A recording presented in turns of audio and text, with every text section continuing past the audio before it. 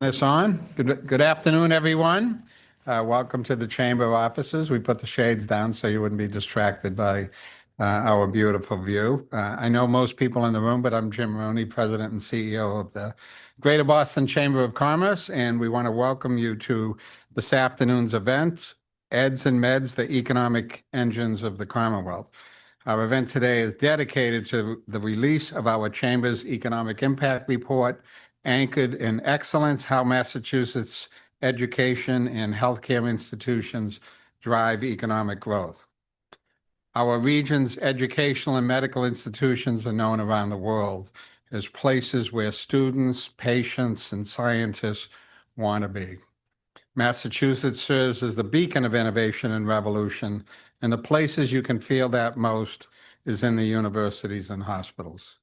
Economically, our Commonwealth is fortunate to have a strong presence in multiple industries, financial services, high-tech, biotech, and in different parts of the state, manufacturing remains healthy, and of course, other types of industry.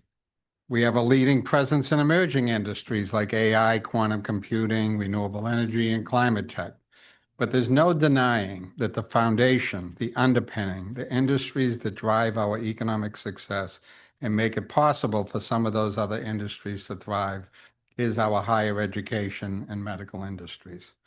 Our colleges and universities, our hospitals, our community health centers are the pillars of our economy. We feel this, we know this, but until the release of this report, to our knowledge, the robust contribution of the Eds and Meds to our economy have not been quantified. To understand the depth of the tremendous economic impact of our Eds and Meds, we commissioned a report from eConsult Solutions to capture the many ways that people and our economy depend on the universities and the hospitals. This report is a first of its kind. Now we finally have a comprehensive economic impact analysis that examines the aggregate impact of our higher education, hospital, and community health center institutions in Massachusetts. And as you will hear, the impact is extraordinary. So why do we do this? The release of this report is both a call to action and a call to awareness for our community. We all know how fortunate we are to have the best hospitals and colleges in the world. Our Eds and Meds are there for some of the most important moments of our lives, whether it's an education that builds access or a medical breakthrough that saves the life of a loved one. I'm sure that everyone in this room could share personal stories of an experience with our hospitals or colleges and how you came away with that feeling of thankfulness that we live in this region. With all of that, healthcare, education, and the economic impact you will see in this report, we cannot take these institutions for granted. We want our elected and appointed officials at all levels of government to consider the tremendous impact of the Eds and Meds as they weigh the implications of public policy and legislation, and to develop a how can we help mentality. Are we nurturing these institutions or hurting ourselves? The Eds and Meds are not traditional businesses like we have in the private sector. Their purpose is education and healthcare. We want our broader business community to step up in unity with these institutions and continue to embrace their role in our economy. And with this report, we want the public, the patients, the students, and their families to know that this is a difficult moment for higher education and our healthcare community. And we can't take it for granted that they will always be there in the way that we've come to expect. As a chamber, we will continue to advocate for the support of our institutions that are the lifeline of our economy. Now, before we begin, I do want to give a shout out to the members of my team, too many to mention, who worked on this report over the past year in this event. So please join me in thanking the members of the chamber team. Now on to the program. The way this is going to work is I'm going to introduce the panelists, then we'll introduce our economists who will give an overview of the report, then we'll have a conversation. So our moderator for today's panel discussion is my friend Yvonne Howe, Chief Operating Officer and General Partner of Flagship Pioneering. In this role, Yvonne leads key functional pillars that support flagship pioneering and its ecosystem of companies, including HR, legal and IP, communications, government and regulatory affairs, and real estate. Many of us know Yvonne from her previous role as Secretary of the Executive Office of Economic Development for the Commonwealth of Massachusetts, and prior to that role in public service, Yvonne has accumulated more than 25 years of experience as a senior executive at investment firm Cove Hill Partners and at Pillar Ventures. Next, I'll introduce Steve Walsh, President and CEO of the Massachusetts Health and Hospitals Association. Steve has been a leading voice for the advancement of Massachusetts healthcare for more than 2 decades. Since November of 2017, Steve has been leading the MHA, which now includes more than 70 hospitals and healthcare systems. Steve previously serves as the Executive Director of the Massachusetts Council of Community Hospitals. Our next panelist will be Michael Curry, President and CEO of the Massachusetts League of Community Health Centers and a 2025 inductee into the Chamber's Academy of Distinguished Bostonians. The Mass League represents 50 health centers and serves more than 1 million patients at 285 practice sites. Under Michael's leadership, the organization has doubled in size over 4 years. Michael also launched the nation's first Institute for Health Equity Research, Evaluation and Policy, a nonprofit focused on community-driven research and policy for health equity. During the pandemic, Michael was appointed by the Massachusetts Senate to co-chair the Health Equity Task Force, addressing health disparities highlighted by the pandemic. Michael has over 35 years of experience in civil rights, advocacy, health reform, and health equity. He is the past president of the Boston branch of the NAACP and has served the NAACP at the city, state, and national levels for 25 years. Next, we have Rob McCarron, President and CEO of the Association of Independent Colleges and Universities in Massachusetts. At ACOM, Rob leads advocacy on behalf of the Commonwealth's independent and nonprofit colleges and universities on a host of issues affecting private, nonprofit higher education and their students. As CEO, Rob has also worked to increase funding for need-based financial aid and expand efforts for greater collaboration between colleges and the business community. Prior to his appointment as CEO, Rob served at ACOM as its Senior Vice President and General Counsel. So please thank all of these panelists for being here today. But starting us off today, we have Lee Wong, Principal of eConsult Solutions, Incorporated, based in Philadelphia. Lee is joining us today to present the methodology and the findings of the Chamber's Economic Impact Report. As principal of ESI, Lee has more than 20 years of experience in economic development to the firm's public, has brought 20 years of experience to the firm's public, private, institutional, and nonprofit clients.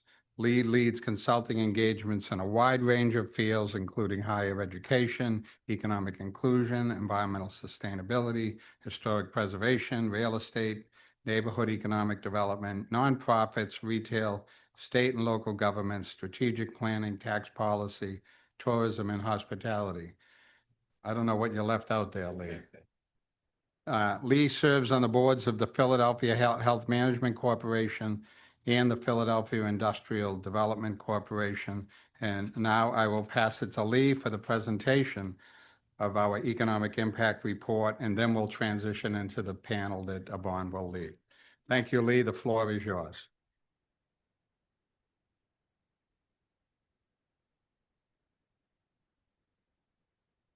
Thank you, Jim.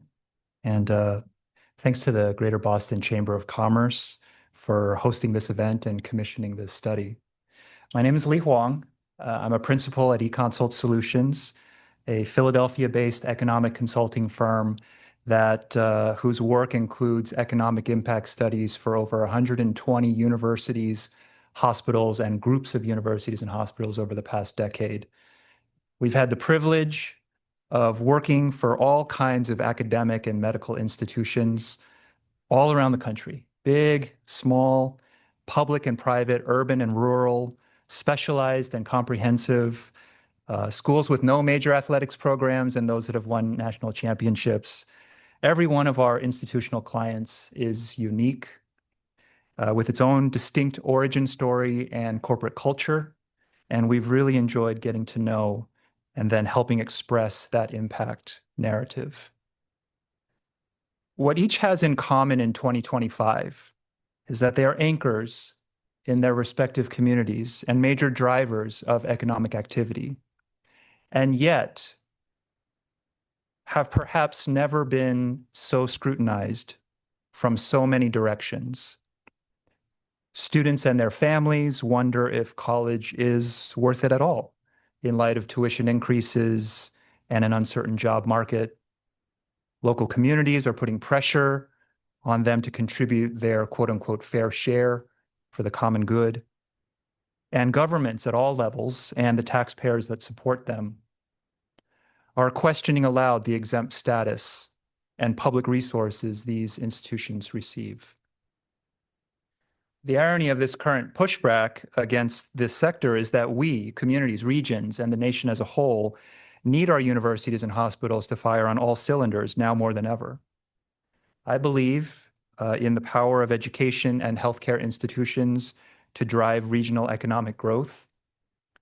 And there's hardly a better place to demonstrate this than the state of Massachusetts, which contains a concentration and diversity of excellent institutions, which is the subject of today's analysis findings. We were asked by the Chamber to quantify the current economic impact of all universities and hospitals in Massachusetts. This includes 88 universities and 93 hospitals, as well as 37 Massachusetts Health Center program participants, for which we estimated economic impact within the city of Boston, Greater Boston region, state of Massachusetts, and U.S. national economies.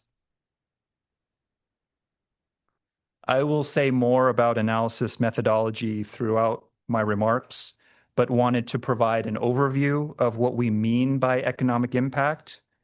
And apologies in advance for plodding through some boring economics terms on a Tuesday afternoon. Here goes. Every time a dollar is spent, it goes towards one of two things. And again, sorry for the econ lingo, it goes towards people or stuff. All right, so you guys got that?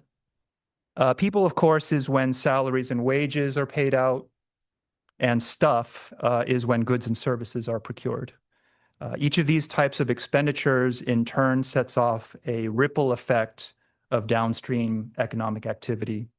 People who earn salaries and wages in a region tend to spend a portion of those earnings back into that regional economy on things like rent and groceries and entertainment.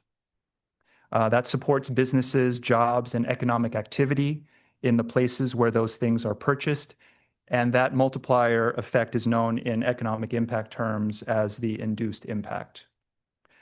Similarly, when goods and services are procured, some are procured within a regional economy, similarly supporting businesses, jobs, and economic activity in the places where those things are purchased.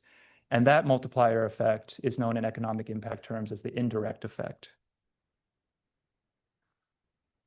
And so in estimating the economic impact of a university or a hospital, or in this case, all universities and hospitals in Massachusetts, our goal is to create and run statistical models that translate direct expenditure on salaries and wages and goods and services that originate from universities and hospitals in Massachusetts into the overall economic impact supported by those direct expenditures, inclusive of those indirect and induced impacts.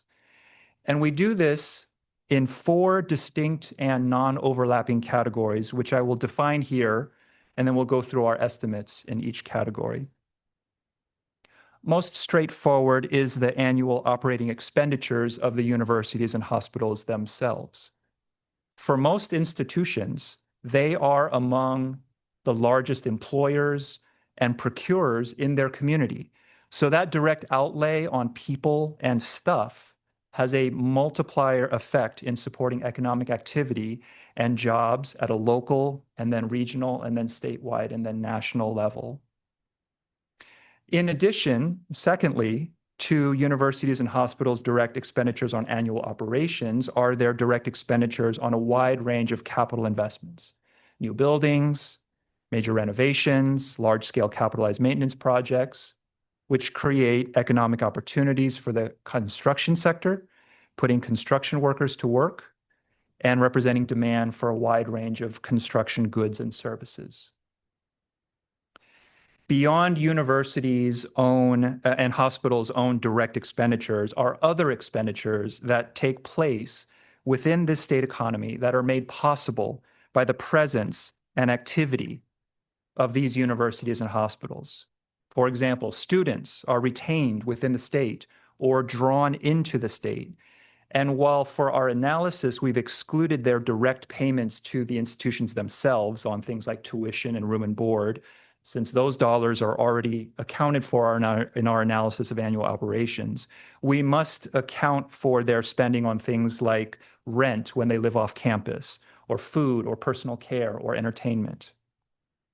Universities and hospitals also represent a wide range of visitors to campus whose spending we also include in this analysis, patients and their family members and caregivers, prospective students for a campus tour, move-in, move-out, commencement, family weekend, sporting events, cultural events.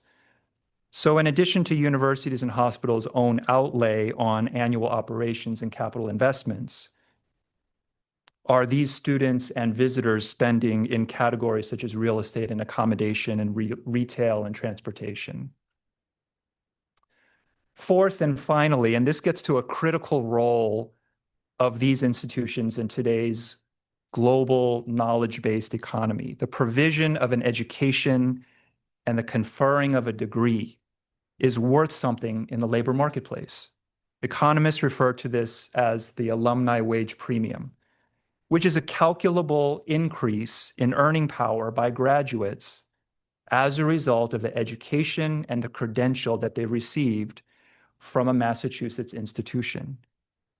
And so then for those graduates who stay in state, the wage premium they enjoy means that a portion of those increased earnings can be spent back into the state economy, further supporting additional economic activity and jobs within the state.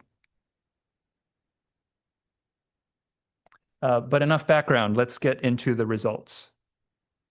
Starting with statewide impact from annual operations, the first of four categories. We were privy to direct annual operating expenditure data for all 88 universities and 93 hospitals, save for one relatively small institution. And so we were able to directly model the local, regional, statewide, and national economic impact from the universities and hospitals in Massachusetts. And so you can see that just the annual operations, the first of four categories of these institutions, directly and indirectly support the equivalent of over 700,000 jobs within this state, many of them directly employed at these institutions, and the remainder representing the pieces of jobs supported by the downstream effects of employees spending their earnings and vendors supplying goods and services. Now, any large entity or group of entities will have a big economic impact if they employ a lot of people and buy a lot of goods and services. But consider two important characteristics of the universities and hospitals in Massachusetts. First, what they are doing adds considerable value to community, state, and society through education and scholarship and research and innovation and healthcare and advocacy. And second, think of how much of the money used to support all of this operating activity originates from outside the state. Students hailing from all over the globe, competitive research grants that would otherwise go to competing institutions in other states, and the many philanthropic gifts made by families who don't live in Massachusetts. And you can see that these universities and hospitals are a form of export. Once Massachusetts was, and still is, a dominant manufacturing state that made stuff, sold it to the rest of the world, and employed local people and carried the local tax base as a result. And so now the modern equivalent of that is the provision of education and healthcare by these institutions in Massachusetts that brings money into the state to support the local workforce and local tax base. Second category, direct capital investment was obtained for all hospitals and the vast majority of universities, the remainder conservatively extrapolated from other available data, yielding a direct outlay of almost $5 billion per year, which not only generates significant economic impact, but also represents a relatively stable level of activity for the construction industry, which we know is notoriously subject to the ebbs and flows of the business cycle and which therefore benefits from the steady investment of the universities and hospitals.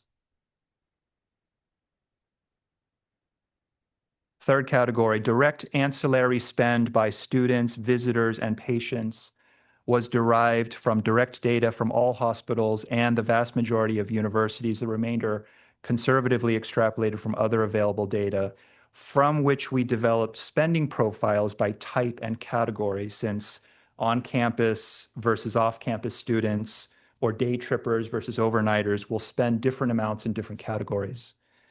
This approach yields an estimated aggregate ancillary spend of about $10 billion a year, which benefits all kinds of sectors and supports different levels of jobs within the state economy, and importantly, strengthens the commercial districts of restaurants and shops and hotels that were hit hard during COVID, which exist on the razor's edge of safe and thriving when supported and abandoned and unattractive when not.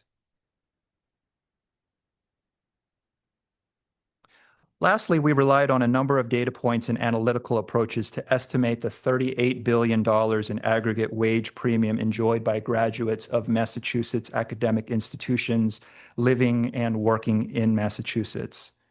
This includes direct information provided by many independent colleges and universities, publicly available information on public entities, and aggregate statewide alumni count and household earnings data from federal sources.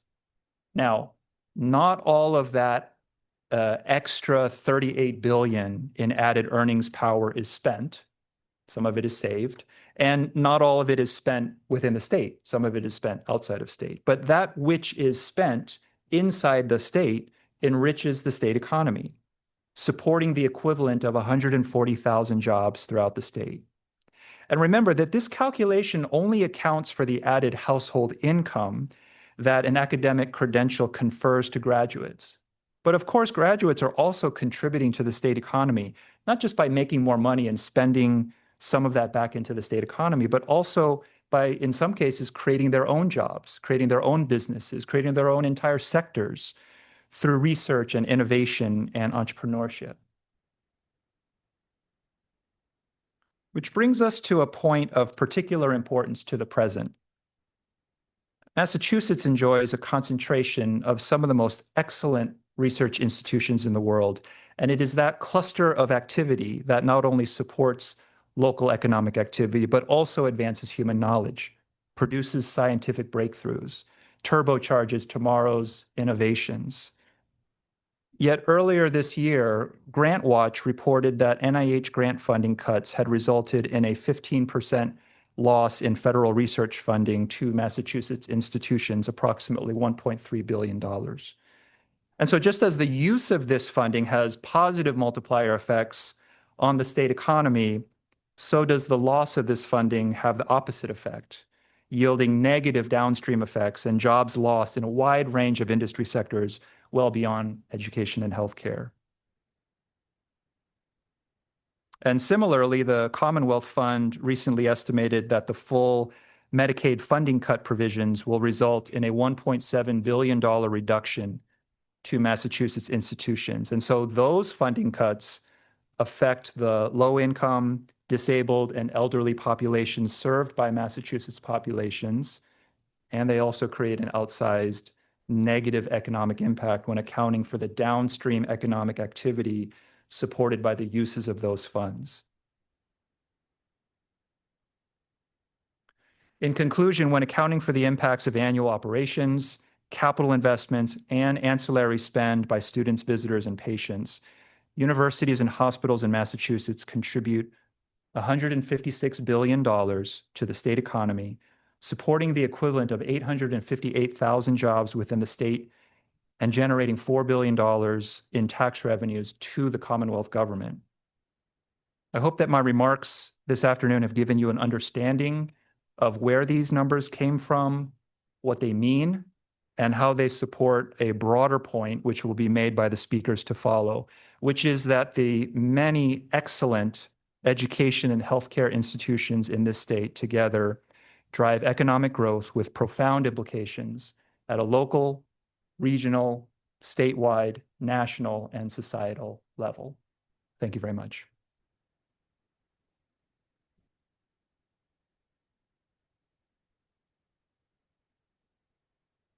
Great. Thank you, Lee. And for many of us here who are also economics nerds, this is our love language. We love seeing these numbers. And so thank you so much. Well, I get the privilege not only of hosting the panel with this superstar group, but also for introducing this video. And this video is, I've heard from Jean, who I trust very much. This video, I think, brings to life all the numbers in the report. And in this video, we have the all-star lineup here of President Meehan from UMass, President Kelly, who's in the room from Suffolk, Pam Edinger, the president of Bunker Hill, as well as, my good friends here, Dr. Kobansky from Mass General Brigham, Dr. Tab from BILH, Beth Israel, and also Dr. Churchwell from Children's. So I will now tee up the video. We're fortunate to live in a region with access to excellent healthcare and opportunities for higher education. We have some of the best colleges, universities, hospitals, and community health centers in the nation that are healing and teaching people from all over the world. And they are driving the economic success of Massachusetts through job creation, tax revenues, and other forms of economic impact. But in this moment, they are facing some significant challenges. The Eds and Meds. We talked to some of the leaders of these industries about the impact that they have in Massachusetts. Let's hear what they had to say.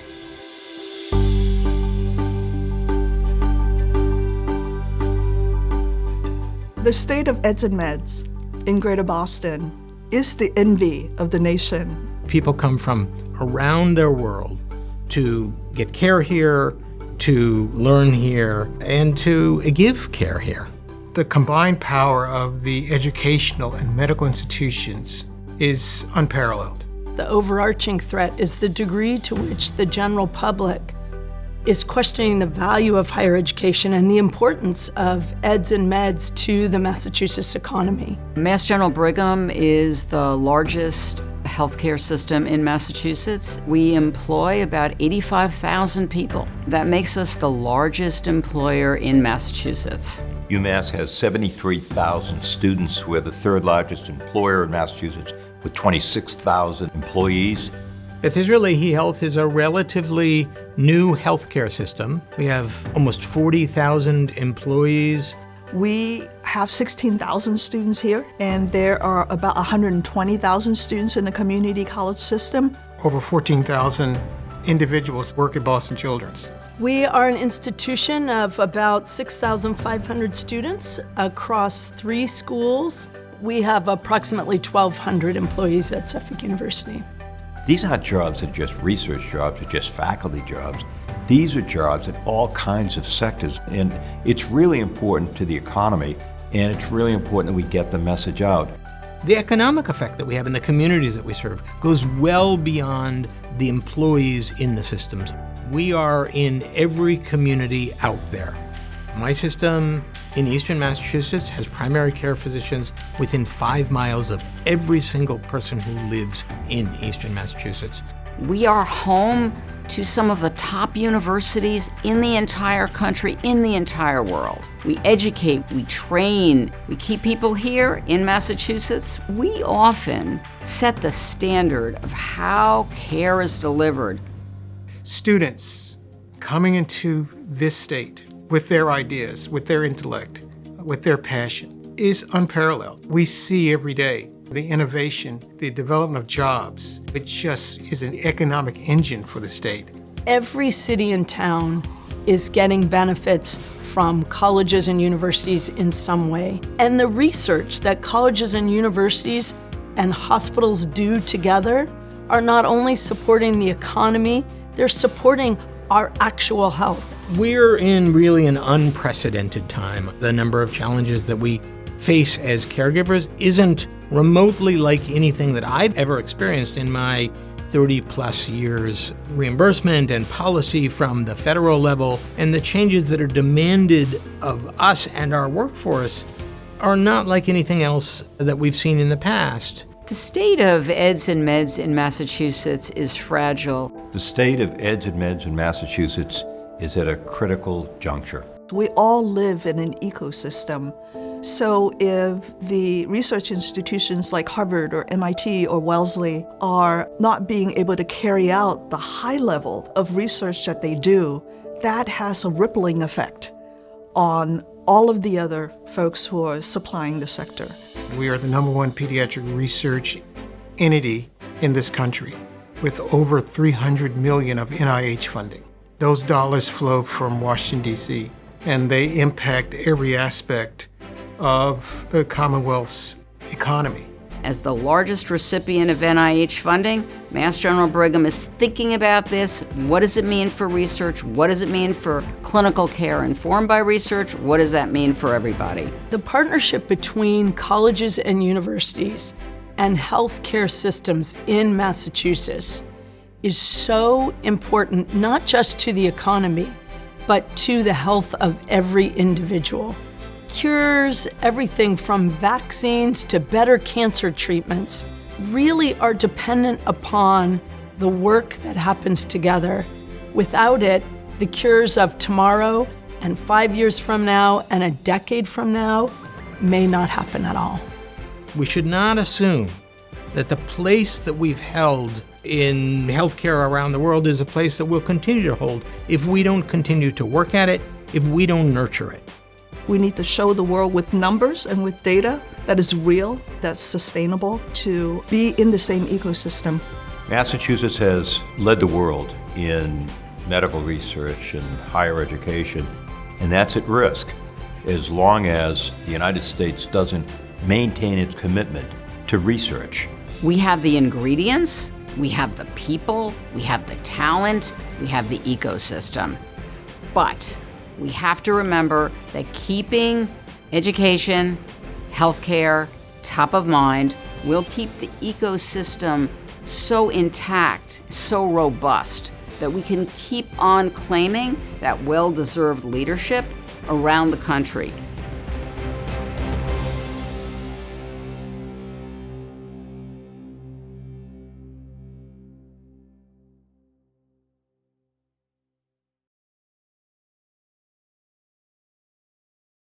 So we have an all-star panel here, and these are some of the people that I loved the most from my time in state government. And when Jim asked me to do anything, I always say yes. So thank you, Jim, for inviting me and also for really doing this work. And thank you, Lee, for that very helpful explanation. Before we dive into the panel, I wanted to share maybe two reflections with that might be relevant for you all. One is, many of you know, I was very honored to be the Secretary of Economic Development under Governor Healy, and I had no experience in state government. So I was, kind of thrown into the job in January of 2023. One of the first things I learned was that we're required in our state to do a formal economic development plan once every 4 years. It's required by legislation. So we took that very seriously, and so we started digging in the data. And one of the first things I said to the team was, wait a minute, I want to go meet with all the CEOs of the universities and the CEOs of all the hospitals. And my team was like, and they'd all been there in multiple administrations. They said, what do you mean? I mean, hospitals are covered by HHS and the universities are covered by the Department of Education. Like, why would we go talk to them? And I was like, guys, look at the data. They're our largest employers and also the largest drivers of economic growth. And when we think about our state economic development plan, we have to think about what makes us special. What gives us a right to win? What do we have that no other state has? And for sure, it's the incredible wealth that we have in our educational system and on our hospitals. So that was a big feature of our economic development plan. The second thing that was interesting is that when we did the plan and then we converted it into a bill, we tried to get this $4 billion bill passed to reinvest in all of these important sectors, including at the top of the list, education and healthcare. And many people were kind of skeptical, and they said, well, we've always been good at this. We're good. Like we've always led. We're good. We're leaders. Like we don't need to put more. Should we put money elsewhere? And the thing I think we have to remember is that we're living in wildly competitive times. And Jim knows, as we've done these city trips, everywhere you go around the country and around the world, they all want to beat Massachusetts. They all want to kill our universities. They all want to kill our hospitals. They all want to take our spot. And so this is not the time for us to hang out. This is a time for us to double down, reinvest, and make sure we lengthen our lead. And maybe the third and final thing I'll say is I'm really privileged now. I'm 1 month into a new job at Flagship Pioneering, which is an incredible institution. We have 600 employees in Flagship, most of them scientists, doing research, and then we start companies. The most famous one is Moderna. But we also have, through Flagship, created 10,000 jobs, almost all of them in Massachusetts. And none of that would have happened without Eds and Meds, because our founder, Nubar, came to the state as an immigrant, but came here to study at MIT. And then the research that we do is really all in partnership with all of our healthcare institutions and all of the other universities. And so, we are in so many ways beneficiaries of this incredible work that our hospitals and educational institutions take on. So thank you, Jim, for quantifying it, and thank you, Lee, for this work. Let me maybe start off with my friend Steve here, right to my left. So $155 billion of economic impact, 155.9, and also more than 850,000 jobs. So we have the numbers now to quantify it. Tell me your reactions to this report. Anything surprise you? Anything jump out at you? You live in this world, but curious to get your reactions. Borrow your mic? Yes, please. Thank you, Secretary. Just first, thanks to. Fine now. That's the best. No, once you never get out. You never get out. Fine, still fine. Look, first, let me just thank Jim. As I travel around the country and my counterparts, I know Michael's and Rob's and others, this is not the relationship in other places. And oftentimes, frankly, folks in our position are at odds with their chambers. And when I think about J.D. Chesloff and his membership and Jim and his, we couldn't have a more collaborative relationship, which is what leads to things like this. Now, Eds and Meds, no, it's not a surprise to me, but we're in this every day. When we think about our hospitals, largest employer, largest philanthropic giver, largest contributor to the community, largest purchaser, and they save lives every day. The challenge, I think, to make the connection, to tell the story is, I think about this past Saturday night. I was in an emergency department with my dad, and for a long wait. Anyone that's been there knows these are challenging times. And I didn't walk through the door and say, wow, look at this economic engine. Boy, is it humming. Because we don't think about healthcare in that way. When we need our healthcare system, we expect it to be there to take care of us or a loved one. And there's a disconnect for what healthcare does for our economy and how it drives it. And it's similar in education. So to quantify it, to be able to put a number on the extraordinary impact it has, and frankly, what would happen if you take it away, is, I think, a really important step for us as a community as we look at what's happening federally. So not a surprise, but a really important step of progress, I think, for us and for the chamber and for our partners. Maybe Michael, let's ask, maybe add on to that, because actually I remember when it was exactly, but we ended up having coffee at Cafe Nero. And Michael was like, don't forget about the community health centers. We play such an important role. And I said, how could we forget about you? You do serving 1 million of our residents across the state. Do you want to talk a little bit about your reactions to the report and the role of community health centers? Yeah, so one, just first and foremost to Jim and the chamber, just honored to be honored by the chamber. So I've said that many times, but I'm still over the moon just to be honored by this organization. You mentioned it, and I was going to mention that I reached out to you and said, hey, you've got an economic development bill you're developing. I'd love to get a chance to sit down with you. And you and I and Secretary Walsh at the time sat down at the coffee shop, and we talked about different opportunities within the bill. And we talked about the Physician Pathway Act, the fact that we have a physician shortage in this country, and we're not taking advantage of people who come here to study, who have the expertise and can serve. And you said, okay, let me look at that.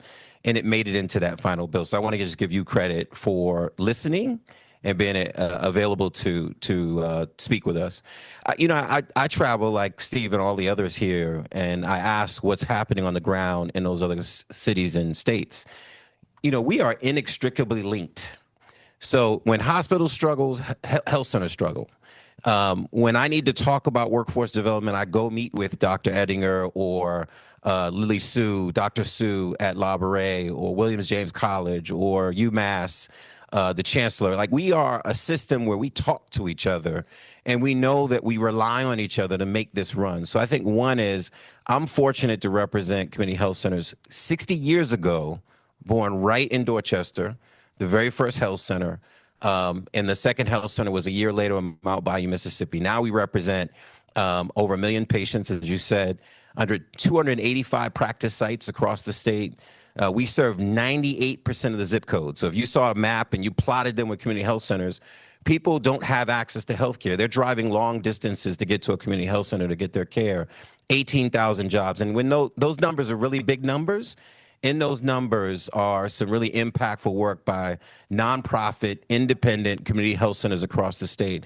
I got to give a shout out to my former chair, Liz Brown, who's here many years that I've been CEO. She was my chair. And we had these conversations about the underinvestment in primary care. I'll end it on this. Part of what I see when I look at all those numbers is we say two things. One, right people, right place, right time. I feel very fortunate to be in Massachusetts. Well, whether it's Jim, Chamber, both Kevins, Alistair, and the many of us in this work, me and Steve went to law school together, graduated, that we can call each other and we can do big things together. We'll talk a little bit more about the investments they put in health centers. I feel very fortunate to be in Massachusetts, and especially with the hard times coming now, because my colleagues across the country say, other than the cold, I'd rather live in Massachusetts right now. And I think, we'll tell the story about why we're uniquely positioned to weather this particular storm we're facing, but we also have deep relationships. Great.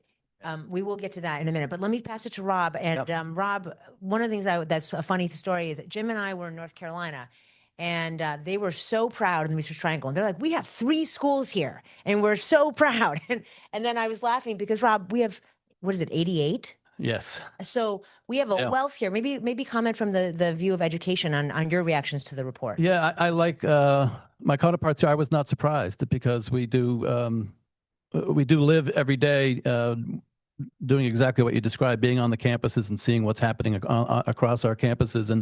And to your credit, when I think you were less than 2 months into your term as Secretary of Economic Development, you met with our presidents and you said, the colleges and universities here in Massachusetts are our crown jewels.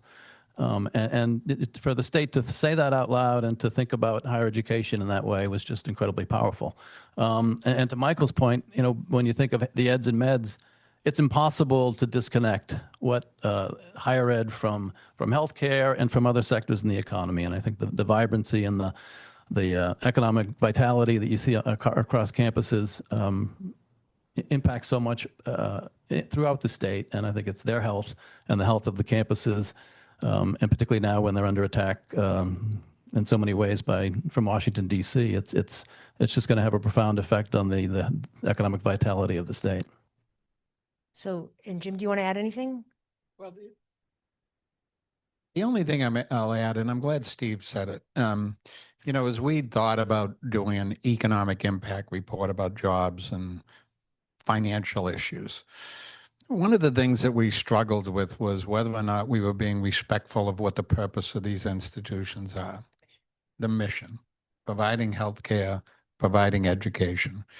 Are we disrespecting that by talking about that economic impact? And we reconcile that by saying, no, we're supporting their ability to do that. Because we've all had moments like Steve had where you've been in the hospital room and said, thank God I live here. And we've all had experiences with the colleges and universities, whether it's family members that matriculated through, and now you feel good about, okay, they're on their way. So that's the only observation I'd make about sort of the report. I'm glad Steve sort of brought it to light about, let's not lose sight of the mission of these things and what happens here in these places. And one thing to echo what you just said, and sometimes people refer to these institutions, they'll just say the name of, and just think of them as these nameless, faceless places. But it really is, to Jim's point, it's when you think of a college or university, it is a collection of relationships. It's a relationship between a faculty member and a student, and between a faculty and staff and administration. And I know I'm lucky because I get to work with 58 college presidents, some of whom are here, and I know every day what they care about. They care about students and making sure that they have the support that they need to get through to their degree, to do exactly what Jim said, to graduate and join the workforce. And they care about it every day, and they invest in the support services that they need. And it really is, it's a collection of relationships and people that, you know, live in our communities and our neighbors. And it's, I think it's just important to remember that aspect. Yeah, no, I think this, it's to me, it's and in both. The mission is wildly important because that's who we are as a state. We try to do good things for the world and solve really hard problems. And we create great jobs so that we can have great families and great communities and great neighborhoods here across our state. But as several of you alluded to, we are living in very interesting times. And one thing we could not have predicted when we were doing the economic development plan in early 2023 is how much the world would change, especially at the federal level, and kind of all of the different threats now coming at us from DC. I'm just curious maybe to get some of your thoughts on what's going on, how it's impacting the state, but most importantly, what should we be doing about it? How can we use this? I always say, like, when crises happen, the strongest get stronger. So how do we actually use this as a challenge that will make us stronger and make us even better and come out of this even more innovative, more lean, more creative, more impactful? So we can go in order too, or whoever wants to jump in, please. Yeah, I mean, look, I think we just keep doing what we're doing. I mean, the reality is, like, we have been getting together as a group, talking with Jim and Michael and Rob about partnering with other states. Red, blue, purple. Like, there are people that really care about their communities that just don't live in Massachusetts, and keep saving lives, keep educating people, keep coming up with innovative solutions. There is opportunity in crisis. We have to change the delivery system. It's not working anymore. So if this challenge creates an opportunity for us in Massachusetts to innovate, which we've done before, and we've been leaders, we've been first movers, and change the way we deliver care to our community for the better of the people that we love and the people that serve those people we love every day in hospitals and health centers, maybe we can be better for it. Now, it's a huge challenge, no doubt about it. I mean, it is a time of some anxiety for the people that work and live and educate, but that's okay. When you think about what Massachusetts did in COVID, I mean, one of the stats that I'm most proud of is that we had the lowest number of preventable loss of life in the country, lowest percentage, because we all work together. State, hospital, health center, education, life science, all together. Solve the problem, work together, treat the patient, help the worker, and ultimately create the vaccine. And we came out better, a really hard time, really difficult, but the collaboration was deeper than it's ever been. It's going to take that kind of collaboration once again to get through this. Maybe, and I'm going to start with a quote. Dr. King in 1966, when he was standing outside of the Medical Committee for Human Rights, he said, of all the forms of inequality, injustice in healthcare is the most shocking and inhumane. I think about that quote a lot in 1966. And the fact that right now, and this is the interesting thing about history, is that many of the hospitals, because many of us in this room are old enough to remember that in 1960, the hospitals in this country were segregated. We're not talking ancient history. We're talking within many of your lifetimes. Hospitals in this country, I could not have gone in to get my care. And that's what he was talking about when he said that in 1966 outside Chicago Convention of the Medical Committee for Human Rights. Here's why I mention that. Right now, when Medicaid and Medicare were passed 60 years ago, and forced hospitals, if they wanted that federal money, they had to integrate. And they didn't all do it right away. They resisted it. And it took a lot of oversight to get them to the point that they started seeing every patient that would walk through their doors, no matter what their race is. This is the perverse example of that. 60 years later, we're being told you can't have diverse pipelines of Black and brown providers and women who get into our medical schools or who are in pipeline programs so that they're serving communities, many cases, that they come from, and they speak your language. We're being told you can't provide certain care like gender-affirming care. We're being told that if you are a person, an immigrant, that depending on your status, we may not be able to see you at a community health center. and I shouldn't have to say this, I'm sorry, Jim, but I'll say this. I have to remind people that they said the same thing about you when you got here. If you're Irish, Italian, Polish, Jewish, escaping the Holocaust, the same exact things they said about you. So think about 60 years later, the perverse example of that where now federal money is saying, if you do these things, we will defund you. So just think about that. Over $30 million comes into Massachusetts in grants to fund community health centers that are part of that presentation. We could lose those grants. Think about the pharmacy program, 340B, that Steve and I talk a lot about, a discount pharmacy program that helps fund community health centers and hospitals. We could lose those funds. So it's not just some of the funding you might think about directly that the state gets. If we get defunded because we're doing the wrong things, we could see a precipitous decline in federal funding for research, for care, for all the programs and services that we absolutely know saves lives. No question, no debate. We know it saves lives. So we're in a really critical moment. I would say again, and I'm thankful, whether it's the governor, the public health commissioners, Steve and I, DPH, we meet regularly to anticipate what could be coming and how we respond. Last but not least to your question, we're thinking differently about mergers, acquisitions, shared services. We shouldn't be so reliant on the federal money that we don't have other streams of income, of revenue, so that we can run our businesses if we had to. We're now in that really difficult place. I would agree with the point that Steve made. I think what's interesting is to look back at the state's response to COVID, and really the way that higher ed came together, and the level of collaboration was never higher than during that period of time. But it was also collaborating with the biotech, with healthcare, and creating some extraordinary responses and programs to get research labs back open, to get students back on campus, and do it in a way that kept everyone safe.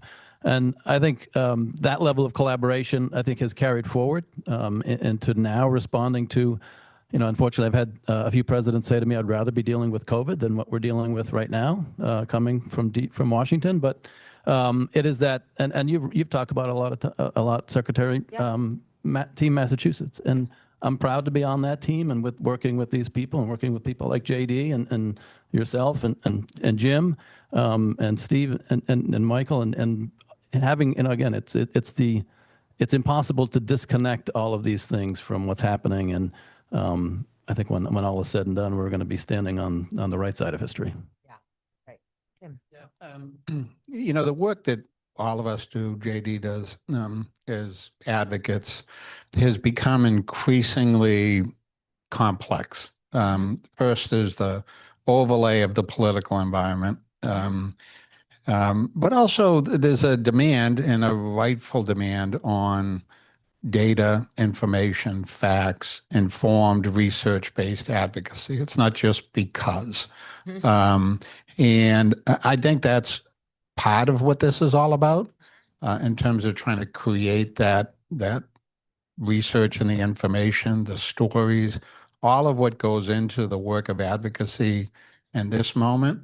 And sometimes it's operating below that political blanket that that cast a pall over everything that we do, and keep driving home, the issues that matter to the people that get served.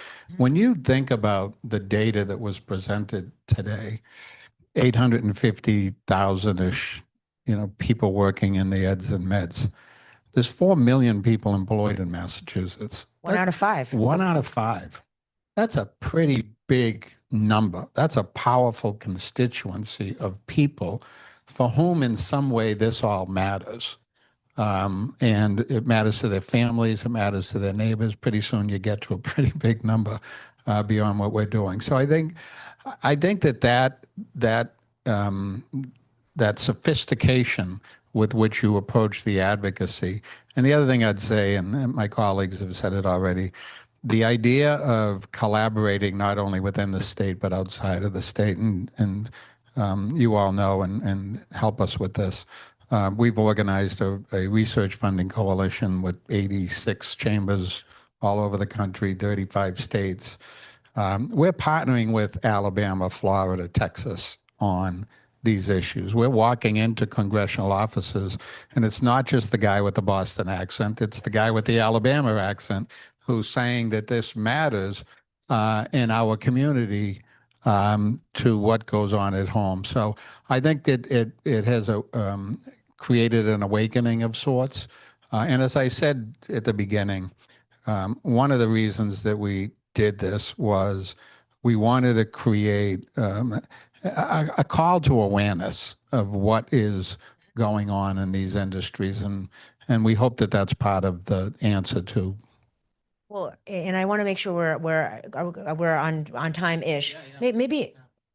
Oh, we do. Okay, great. So, so one of the things that's interesting to me is this aspect of storytelling, because it is funny. One of the opportunities I had when I came in the job is that we are wicked smart in our state, which means that we're also really good at picking out, like, this isn't good, and Harvard is bad at this, and MGB is bad at this, and the community colleges need to do a better job at that, and the community health centers aren't doing this and this. And we sometimes aren't as good at, and of course, there are issues. We have to, like, we have to always be better, but we're not as good as telling the positive stories. And, Jim was just highlighting that. I just 2 examples from this weekend. One is that I went to my daughter's parent visiting day, and she had called us to say, do you mind if my friend Timmy's parents stay with us? We've never met Timmy. She's a freshman, and we've never met Timmy's parents.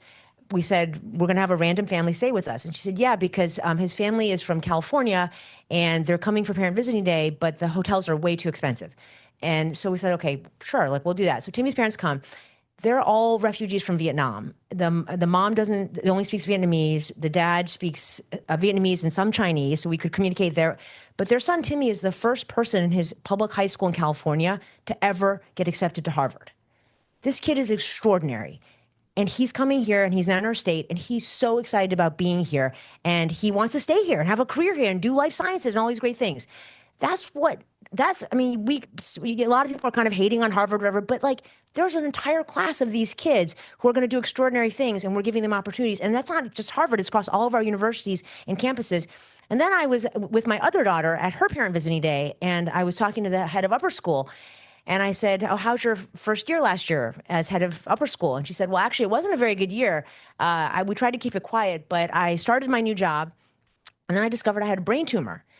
And she's like my age. And she said, luckily, we live here. Mass General Brigham saved my life. I would not be standing and alive here, and now I'm recovered. And I'm so incredibly indebted to Mass General Brigham. And again, I texted Ann Klebanski, and I said, like, thank you so much. And she's like, well, we don't get that many of these texts. We usually just get a lot of complaints. But how do we all do a better job of celebrating these stories? Because these incredible institutions, there was a time during COVID where everybody was saying our medical workers are heroes. What happened to that? There's times when we were celebrating these incredible institutions that are educating our future, our next generation of leaders, and now all we do is complain about them and, like, all the campus protests and things. Again, not everyone's perfect. We have lots of work to do, but how do you, I'm curious on all of I start that one only because it's something that I think a lot about it. And one of the reasons why, I mean, we work on a number of things together, but one of the reasons why we thought it was important for this to come out of the Chamber of Commerce is because some of that storytelling and data, they expect of these guys. It's self-serving. It gets almost dismissed when the stories get told. Well, that's Steve's job to promote the hospitals and so forth. He does a good job, but, so what we wanted was something that would not be viewed in that way, with a economic consultant from Philadelphia who came into this saying, fresh eyes, have at it. Just tell me what you see. But it was very important to us to say, let's make sure that the independence of telling the data story, at least. But I agree with you wholeheartedly. I mean, I think the human race is very good at seeing the negative, as opposed to the positive and what's going on in a particular place. But I wanted to make that point about why we decided we're the ones that should do this.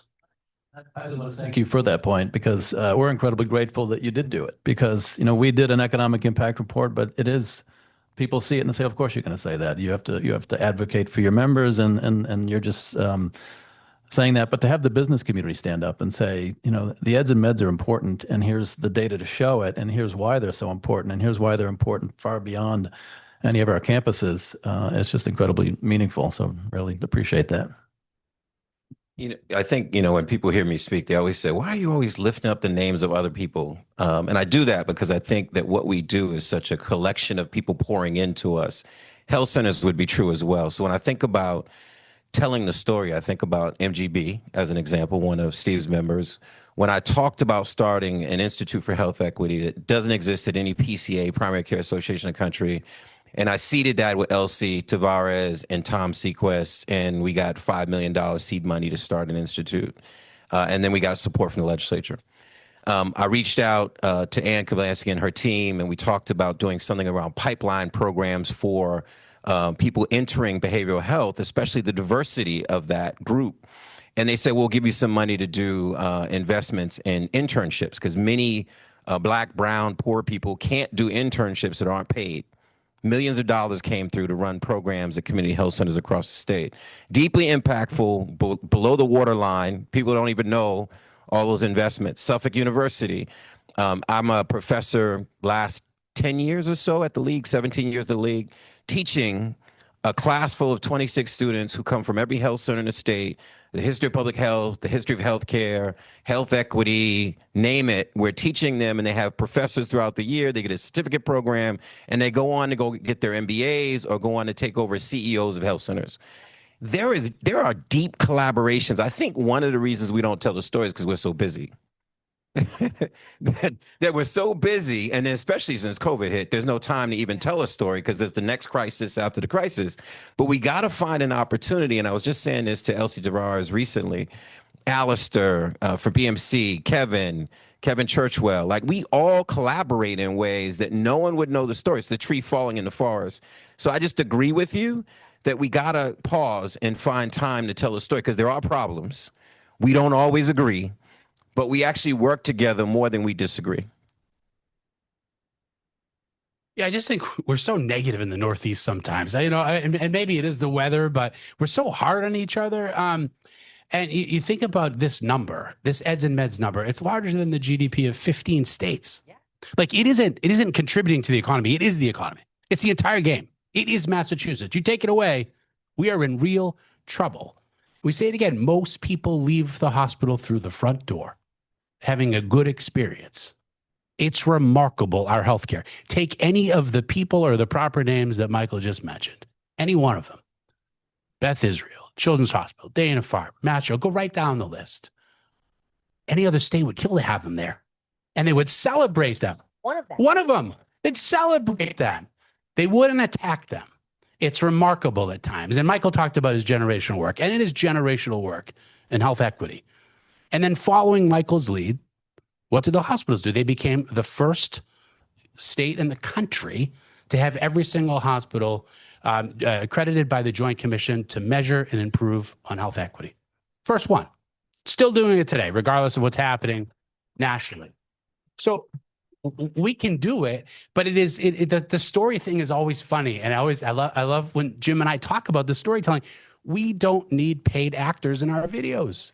Just get anybody walking across the stage at one of the institutions, or anyone walking out the front door of one of the hospitals, and they are our actors. It's remarkable. And then we go, hey, how are we going to tell this story? I can't really figure out. Just drive down to one of the hospitals and start asking people about their experience. And usually it's going to be pretty good. And we know it's challenging now. Workforce challenges, long wait times.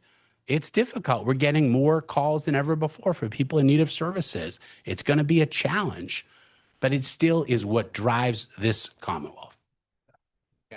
Especially in the hospital community. I talked to the folks at Children's Hospital one time. They were talking about, their brand and how to get the word out and of what they do and so forth. And intuitively, someone like me would say, well, you want to tug on people's heartstrings with all the patients and the good outcomes and all of that. Off limits. The patients are off limits to telling they're patients. And they're not going to ask them to be part of a storytelling in a commercial. Now, once in a while you get that, but the reaction within the hospital, and Steve or Michael, maybe you can comment on this. The reaction is no, we're not going to use them as props. I absolutely agree. I think, and Liz is here, I think, we are very cautious about how we engage patients to promote what we do. And occasionally, we're fortunate, and you will not find this in many places in the country and in the globe. where you go to a board meeting at a community health center, particularly our federally qualified health centers, and over 51% of the people around that board table are patients. Right. And if, for those who know, my good friend Ayanna Presley says those closer to the pain should be closer to the power.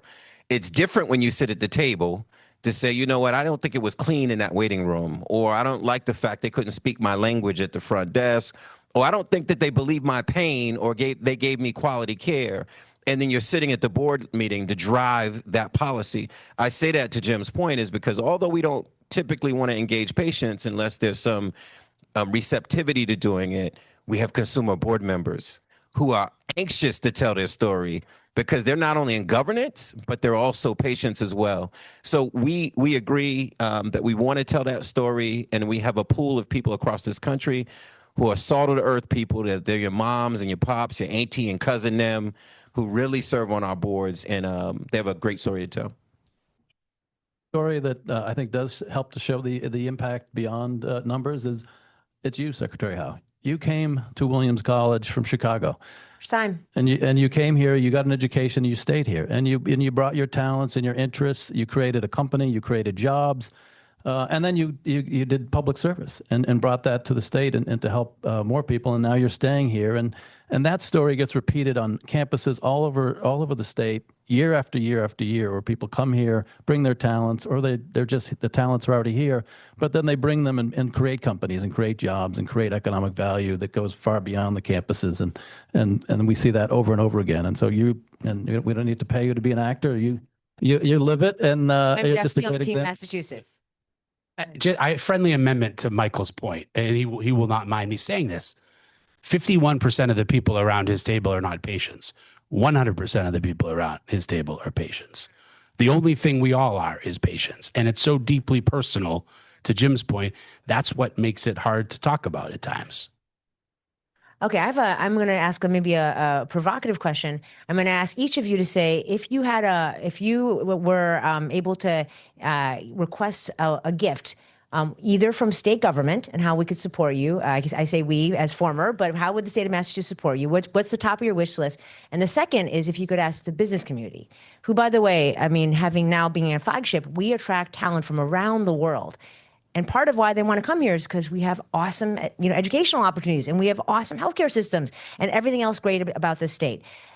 So what would be your wish list from the business community? So wish list from the state and wish list from the business community. Yes. From the business. This is early Christmas. Again, another part of our thought process was, and Lee pointed this out, about what kind of spending goes on in these institutions. And you think about the greater Boston, Massachusetts economy, all of the law firms, all of the financial services firms, the construction company, design firms, I mean, pick an industry, are benefiting in some way. Restaurants, hotels, all are benefiting in some way from the economic strength that was on display today in this report. And I would just say, I'm back to my word awareness. Embrace that. Understand that your business is subject to what's going on with them as well. You've got a practice in your law firm or a practice in your accounting firm that specializes in something like that. Embrace it. The other part for the business community is that, and Lee can talk about this better than me, there's certain things in this, the economic impact that is not in this report. What's not in this report is all the businesses that get created because these institutions exist and go on and become something. What's not in this report, and Steve mentioned it quickly, but the largest philanthropic givers in the Commonwealth. There's a lot of economic activity not in this report that, again, benefits our community broadly and the business community in particular. Maybe a few things. So government, we have this conversation all the time, and in a few weeks we'll be testifying in the Health Policy Commission. So I'm gonna beat a drum when I say this. We underinvest in the system that saves us the most money. And the reality is, 60 years ago, I said the health center movement was born. Those architects that started this movement opened those health centers in Columbia Point and Mount Bayou, Mississippi. Jock Geiger, Count Gibson, who I've had a chance to meet all these folks, would tell you it was never really just about providing care, but solving for what made you sick in the first place, which they called going upstream. So I say that because right now we underinvest in primary care. We spend a lot of money to not solve the food insecurity, the housing insecurity, the roaches and rats in your apartment that lead to you having more extreme asthma. We don't solve any of that. And then we don't provide resources for primary care. And then we wait till you show up in the emergency room, sicker, higher case of morbidity, mortality, more likely to die. Stage 1 is now stage 4. And we allow the most expensive part of the system to be the gateway to get care when it should be your primary care provider, your eyes, your teeth, your mental health, your substance use disorder, or you're just your prevention and wellness. That's a tragedy that even in Massachusetts, we're struggling with cracking the code on where to invest dollars. That's one. And then on the business side, I'm very fortunate, and again, Liz could attest to this, the business community sits at our tables at boards, at health centers. Serve, right? Whether it's you as a senior executive or anywhere in an organization, senior leader, staff, say, I want to serve on that health center board. Bring your business expertise to serve on those boards, and then also invest in those communities. I will tell you, if you visit a health center, first of all, you've only visited one health center because they're not the same. And you visit a health center, you're shocked if you ever thought it was not quality care because we're highly regulated. We have, just like our hospital systems, highly ranked across the country for the quality care we provide. But we need you to actually get involved and say, hey, I'm going to do a grant for community health workers. I'm going to invest in that behavioral health program you have. I'm going to contribute to your pipeline program to create more healthcare providers and diverse providers. We have that in the Commonwealth, but we can magnify it, accelerate it, and I guarantee you will not regret it. You'll be proud to say, I'm partnering with that health center in my community. I will echo that. I was on the board of my alma mater for 12 years, and I was on the board of Beth Israel as vice chair for many years. So highly recommend board service, but other requests on the wish list. Yeah, I think sometimes when good things happen, we move on from them quickly. So I would say that Michael and I did get an early gift last week. I mean, the legislature passed major funding relief for the health safety net. It is an enormous problem. And then the further gift was inviting Michael and I back to the table to try to solve the problem long term. So I think government is doing the right thing and trying hard in our state to work with us to fix some of the challenges. On the business community front, I'll answer the same way that Jim did. As the largest employer in the Commonwealth, we are the business community. And I think as we talk about the business community, it's really understanding what's going to happen in the next several months and why. And when we think about our workforce in healthcare, we think about the number of workers that are here on protected status that might lose the ability to work in our facilities. We think about our foreign trained physicians and the number of people that are working in our institutions that might lose the opportunity to see patients. And we think about the number of people that are insured, as we have the largest number of insured folks in the country in Massachusetts that will lose coverage. That strain is going to be borne by the business community. When folks need care and they don't have coverage, the front door to healthcare becomes the emergency department. When we are using the emergency room as our front door to healthcare, we have lost. It needs to be upstream, primary care or other investments that Mike talked about. So when we go to the ED and we see the wait times and we understand that that is where folks are going to be getting care, oftentimes sicker because they've deferred it, more expensive, and then ultimately our ability for all of us and our responsibility to work on affordability of healthcare for the business community becomes even more challenged. So we are all in this together, whether we think it directly impacts us or not. One additional point, just a quick one, is that coverage. Steve, a group of us have been around a long time. I was at Blue Cross at the time. We were debating the first health reform bill. Steve and I worked together when he was in the legislature around health reform. So a lot of us have been here a long time. I try to remind people how thankful I am in Massachusetts, 98% covered, and we're about to see that drop dramatically with the federal policy. Before the Affordable Care Act, 49 million people didn't have health insurance. 49 million. So all of you privileged, very thankful people that got a card in your pocket, that when you're not feeling well, you can go to the hospital and that 15 minutes that doctor spends with you, you have no idea how much it costs. That prescription that you paid a copay for, you have no idea how much that drug actually cost. Imagine 49 million people had to make a choice to whether pay for it or go without it. So by the time they actually came into the system, they were sicker. So I want you to think about that, because I think we're now at something like 27 million and the number's about to shoot back up with the federal policy. We should not accept that for anybody. And it's not from a business standpoint. It never made sense. I'll end this point on this, and Steve has heard me say this many times. You pay now or you pay greater later. So I can invest and do the right thing upstream. I'm gonna pay more anyway later. We have your wish list? I do. I think the video did a really nice job of describing just how fragile this ecosystem is. And when you think of, you just go down the list of attacks directed at higher ed since January. When you think of international students and what that means to the Massachusetts economy, that's a $4 billion economic impact to have international students here. When you have cuts to financial aid, the elimination of the Grad Plus program, taxing endowments, which is big numbers and impactful numbers, but having that out there as a thing leads to other conversations around it, and it's just that's just to go down that pathway is just incredibly dangerous. But and so my ask would be, when I think of the colleges and universities that make up AICM, they invest almost $900 million every year in Massachusetts students. But they can't do it alone. And the federal government is turning its back on financial aid. So I think the state needs to do more to help needy kids from Massachusetts go to the place they want to go. If they want to go to Williams, that's great. If they want to go to Curry, if they want to go to Suffolk, if they want to go to Manual, they should get help from the state in a meaningful way. And from the business community, I think it's more of what Jim is already doing and what JD does, which is stand up and be an ally and help to push back on some really problematic ideas that happen here that make it that layer on top of the threats that we see from DC, and having someone other than us say, please don't do that would be really helpful. All right, I think we got the signal for Q&A. I think everyone can see we have an incredible group here of leaders. So I will open it up for questions from anybody. Yes.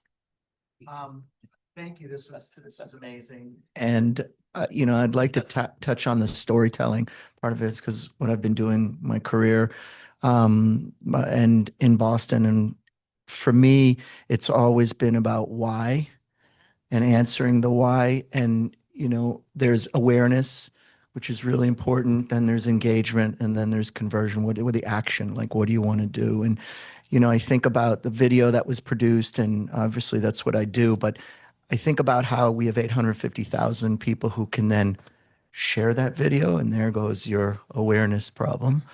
And then the question is, what do we want the action to be? And I think you touched on it a little bit, you guys. So I wonder if you can talk a little bit about, if there was awareness of the impact in Massachusetts, what would we want the action to be?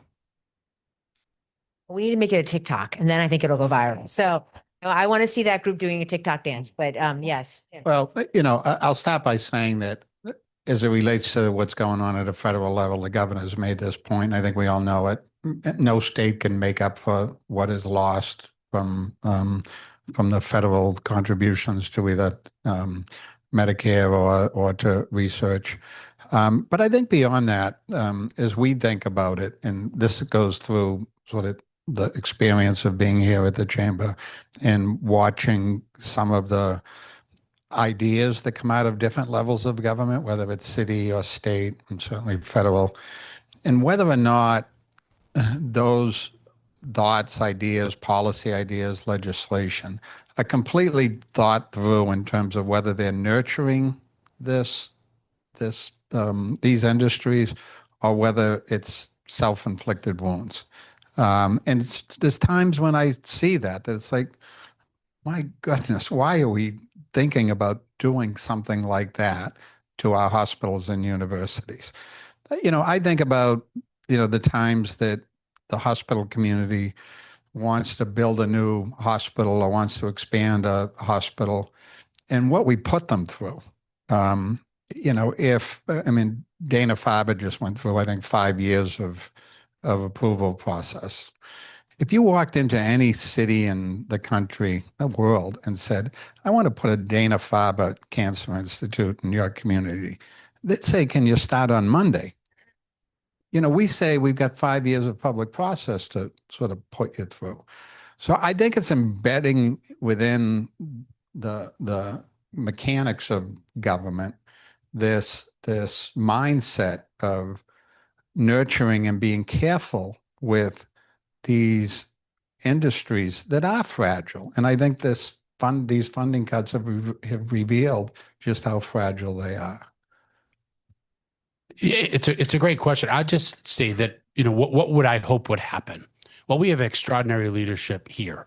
So when I think about outside of here, if those 855,000 people shared it, and that another million people shared it, maybe when you walk into the room, we think about Medicaid as a social healthcare program. Maybe when we walk out of the room, we think about Medicaid as the chassis that the entire national economy is built upon.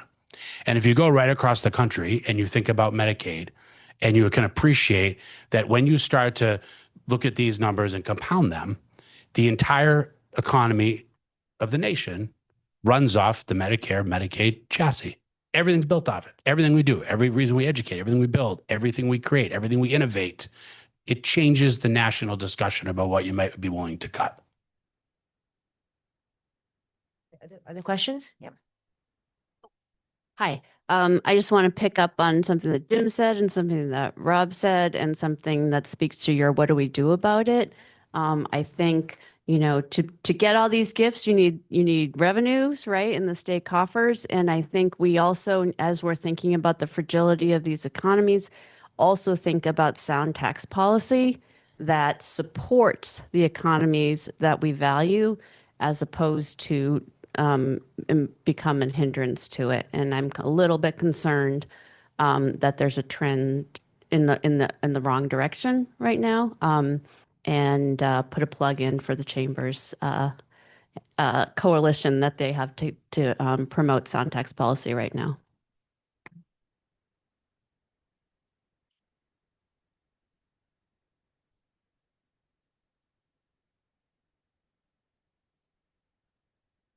Hi. First of all, I want to thank the Greater Boston Chamber. This is, I think it was said that it was long overdue, and to have this kind of tool and to have really, in my opinion, limited its scope to being so impactful, direct, and understandable by all is really going to be a great asset for all of us that are in this industry. My question is actually for Yvonne. I think we've talked a lot about the federal grants, the NIH funding, the philanthropic dollars that come into basic research that's happening in Eds and Meds, and the threat that pulling that occurs. I think there is another side, though, which is the private downturn in investment in what happens with the results of that basic research. And certainly the Eds and the Meds, in order to attract that level of incredible talent that they have seen, need somewhat of an exit strategy for that basic research, which today has fallen off a cliff. And I think you're in a very good position now in your new role to perhaps give us an idea as to what does flagship and what do private equity investors feel about this investment in this kind of research, and where is it going? How soon will it return, and to what extent? A great question. And I have a lot of thoughts on this. So one of the funny things is people are kind of like, wow, great timing, Yvonne. You left state government and now you're joining the life sciences industry. Like, it's at the bottom. Like, what are you thinking? And actually, I have a contrarian view, which is that, first of all, if you step way back and you look at the macro, unfortunately, people are still sick and getting sicker. And unfortunately, there are still very big problems to solve. We haven't cured cancer. We haven't found a way to prevent Alzheimer's. We still have lots of mental health illnesses. So we have the market long term is still there. And if anything, it's growing. The second thing is, I just went to go see an incredible documentary I'd recommend to anybody. It was an hour and a half, and I was kind of a little skeptical, but it was actually awesome. It's an hour and a half movie called Cracking the Code. And it's a story of Phil Sharp, who won the Nobel Prize in discovering mRNA. And the movie starts with talking about how there have been 3 revolutions in science. The first revolution happened with Albert Einstein and about physics, the atomic bomb, like all the advancements in airplanes and all of like the spaceships, all of these things. So the first advancement was physics. The second advancement was in bits and bytes and semiconductors, the internet, all compute power, all of that. The third revolution we are in today, and it's very early days, and it's the life sciences revolution. So we just started this when we first kind of looked at the human genome, which is recently. There's still so much to be discovered. So we are now entering the third revolution of all of this. And so again, macro, these markets have to exist, and your molecules and cells, they don't care if Trump's president or who else is president. This is going to be a market that needs to be solved. Second of all, when you look historically at investments, and I have the privilege of having been in many different investment firms in many different cycles. Unfortunately, people kind of follow herd mentality. So when things are hot, everyone drives prices up, and you end up having this like frothiness, and people invest at the peak. And then when things are tough, everyone puts pencils down. Nobody wants to invest. When we looked historically in some of the firms I've been at, some of the best investments happened at the bottom when nobody else is interested, but there was still really good stuff happening, and you could actually get them at good valuations. And that's when the firms who leaned in and took some risk ended up having incredible returns and also creating amazing companies. And so I think we're actually in that moment now. And what's special about Massachusetts is that, yes, we are disproportionately strong in NIH grants and in federal grants and in education and in life sciences and healthcare. So we are getting disproportionately hit. However, we are disproportionately strong. And so these trends are hitting every state, and the challenges in funding are hitting every state. But we are the envy still of the world. They would all still want to be Massachusetts because in our state, even in Kendall Square, we have lots of very strong investors, lots of incredible firms who are still doing the right things. They may be moderating a little bit, but they're still doing the right things. And so at Flagship, we talk a lot about paranoid optimism. So I'm not trying to be Pollyannish, and I think we need to be paranoid all the time. These are not good times. Let's be very honest. They are very challenging times on all respects. No amount of state funding will replace this big hole left in by the federal cuts. However, I'm fundamentally optimistic because as this panel shows, we have the creme de la creme here. And when times get challenging, that's when this state steps up, and we are starting from such a stronger place, and we know how to work together. We know how to partner. We know how to inspire each other and support each other. And so I am confident that coming out of this, we are going to be even that much further ahead. That's really what we're trying to do here at Flagship. And then, for example, on Flagship, we are making the same investments we always have, and our investors want us to because they know that these problems still need to be solved, and that's what I think a lot of our ecosystem is focusing on. So,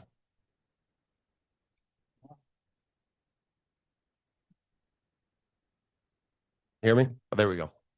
Question directed for Steve and Michael. You talked about some of the pain points. You used one of the expression, you can pay now, pay more later, and the shortage of primary care and the longer waits at ER. And these things are going to continue to compound and get, if nothing's done about them.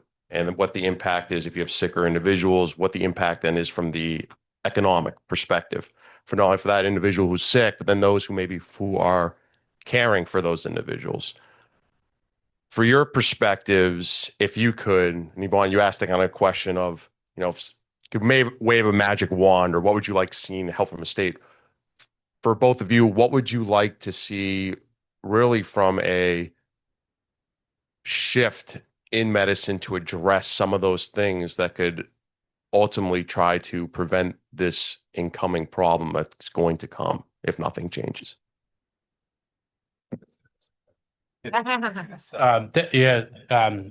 Great question.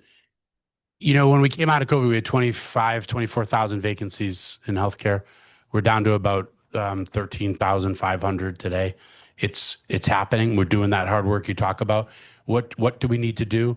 We're talking for the first time about creating, healthcare high schools.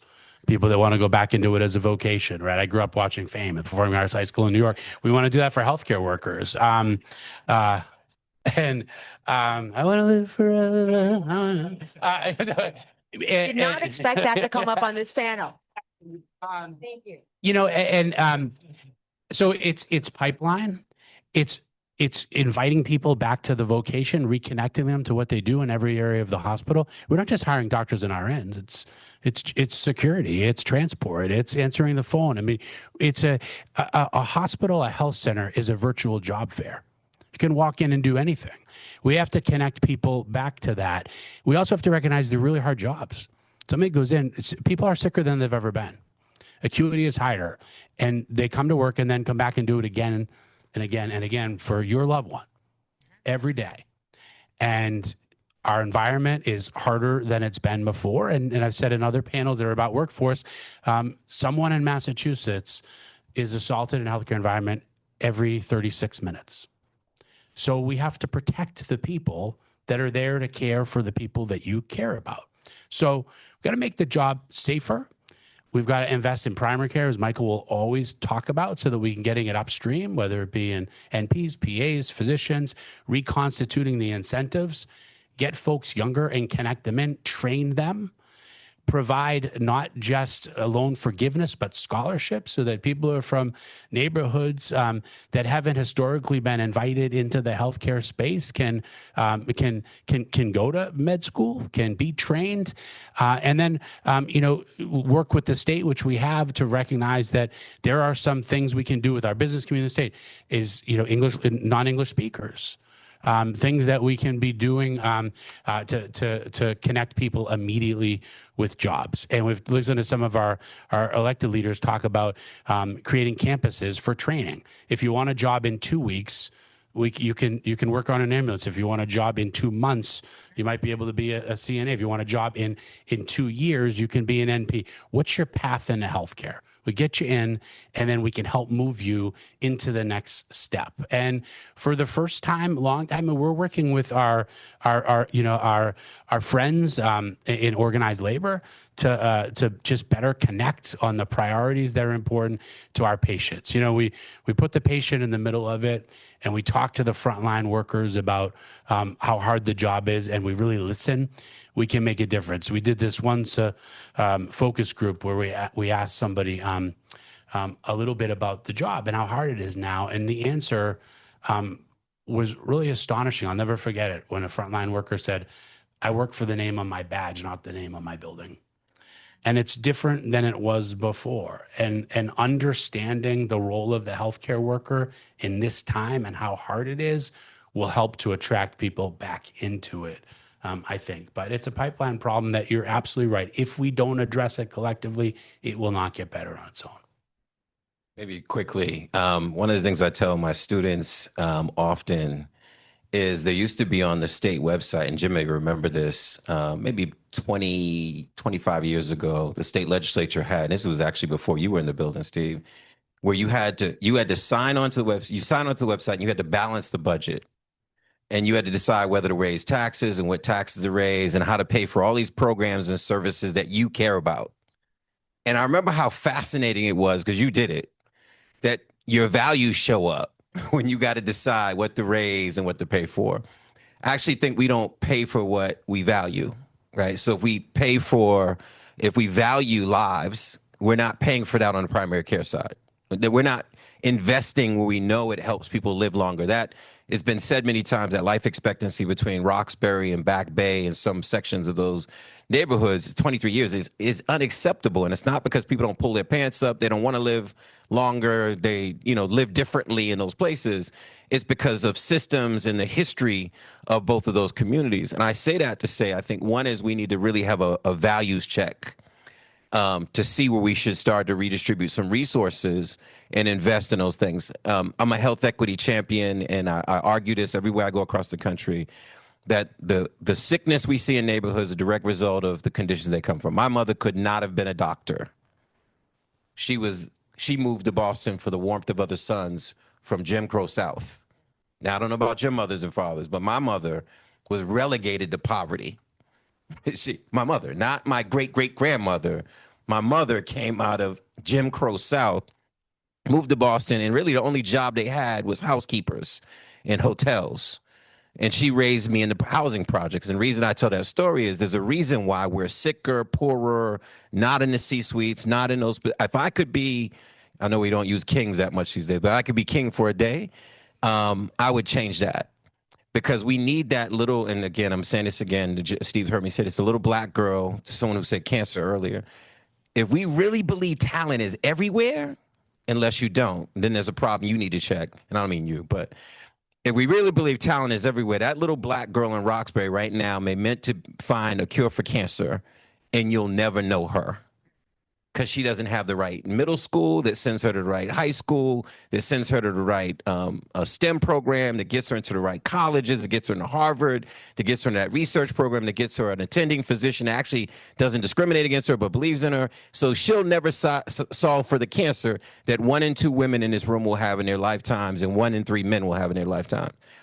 That's the dilemma we have, is we're leaving talent on the table. That's a business community dilemma as well. So for me, I think it's a values conversation, and I have $5.9 billion is what we lose annually in Massachusetts on health inequity. So add that to the numbers you just saw, 5.9 billion. It's not smart. It's not business smart, and it's not, if we care in people's lives, it's not smart either. I have some closing remarks, but before I do that, I want to thank Yvonne, Steve, Michael, Rob, for not only sharing their wisdom today, but for all of their work and the passion with which they do their work. Please join me in thanking each of them. A commercial message, both the video and the report are up on the Chamber's website. So just take a look at that and you'll be able to get that. And, one closing thought, I'm trained as an economist, so I've done economic impact reports, I've done business plans, and it always bothers me when we reduce people to numbers, 855,000 employees, this number of patients, this number of students. And, Steve said it well, but I was thinking back about after the Boston Marathon bombing, when we celebrated our healthcare providers. I was thinking back to standing on my porch during COVID, banging pots and pans to thank our healthcare providers.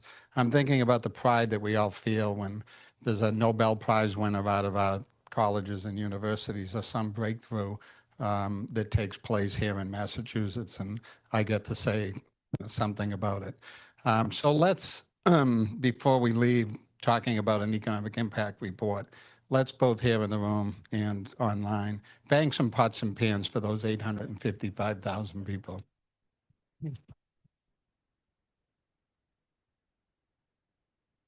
And thank you all for joining us today, and more to follow on this whole subject matter.